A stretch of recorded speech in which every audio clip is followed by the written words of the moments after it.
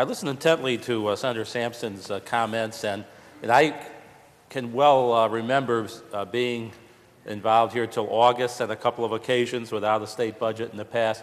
That is ancient history, because the then majority on this side, working in a bipartisan way with the other House, we started the concept of conference committees informally, without a formal law, for several years, and we had a much better record of passing on-time budgets. And then in 2007, we actually passed a law in a bipartisan way, a budget reform law setting up and formalizing the conference committee process. Now, we have heard a lot tonight about following the law. The taxpayers, the income taxpayers of this state, followed the law on April 15th. They filed their tax returns.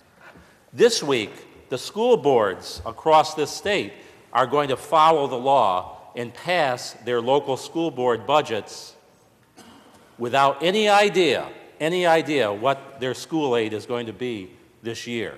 16 Democrats signed a letter, no cuts in school aid. The following week, they passed a budget resolution cutting school aid.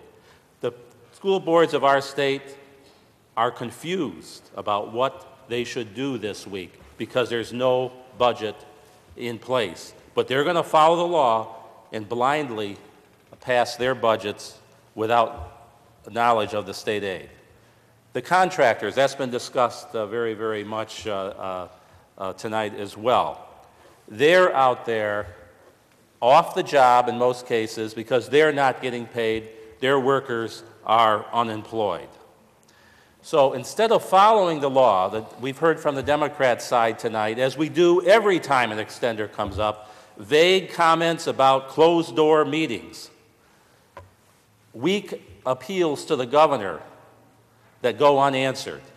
It's time we, number one, follow the law, get the conference committees going, and number two, send a strong message to the governor that we want number one, a budget in place, but if it's not in place, an extender that truly reflects the needs of the people of the state of New York.